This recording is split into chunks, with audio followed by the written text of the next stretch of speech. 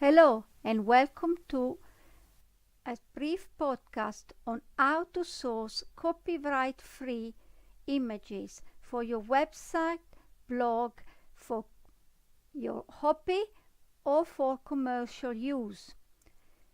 So Creative Commons releases photos, illustration and other visual art like infographic.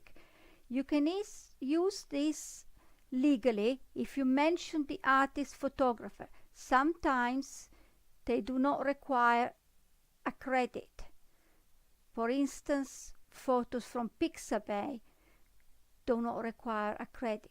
But if they do require a credit, please credit the photographer and add a link to his photo album. The same is said for Flickr.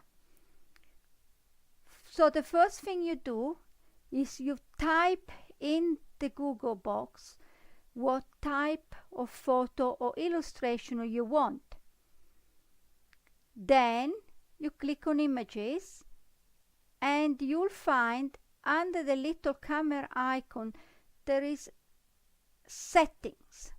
You scroll down the menu and you click on advanced search. I put the word dog in the box. In the advanced image search, there are various options for you to narrow down the search to what you need. For instance, you can narrow your results by image size. You want a large, medium image. So this measurement like 400 by 300 or 640 by 480. They refer to pixels. So just to explain, if you want to do a post on social media, you'll be okay with something with 640 by 480. And you can actually reduce the size of the image to fit exactly what the social media channel wants by using Photoshop or Paintnet, which is the free software I use. So going down in the menu, you can choose any color, full color, black and white, transparent, these colors, you specify a color.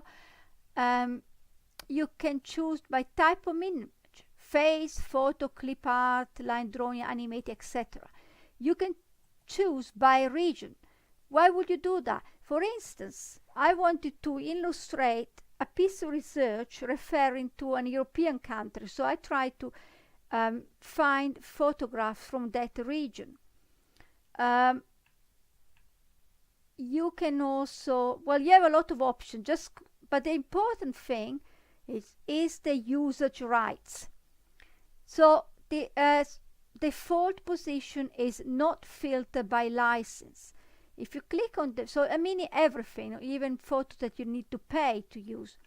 Then if you click on this menu, you have free to use or share. Free to use or share even commercially.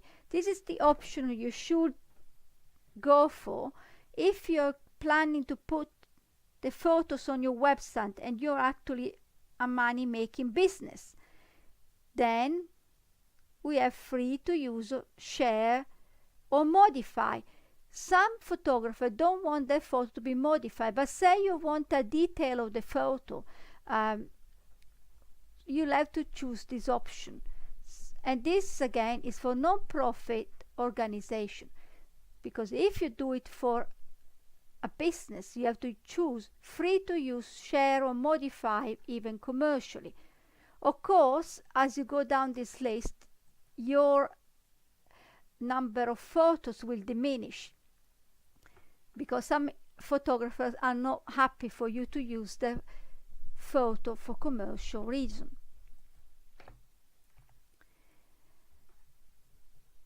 Right. I will add some slides to this podcast because I try to explain what sizes of pictures you need to use.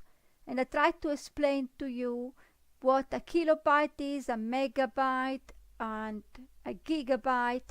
And there is also a link to find out more about Creative Commons and also releasing pictures through Creative Commons.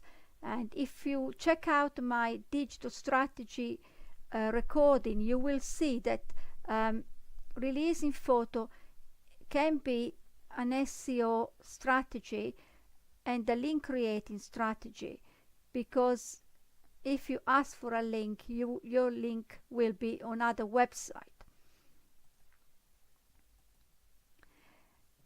So when you're looking for a photo, when you find something you want, if you need to choose a really big size, you can resize it if using Paintnet. And I think I put a slide in the presentation that shows you what the image resize function is in Paintnet, and it shows you also what those measurements mean.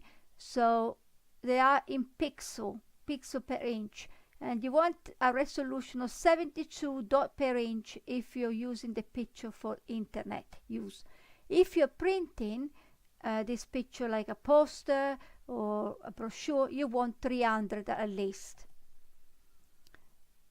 So I'm hoping that you find this useful to do, and if you have any question, please leave them in the post, and I'll do my best to reply to you. Thank you for listening, and goodbye.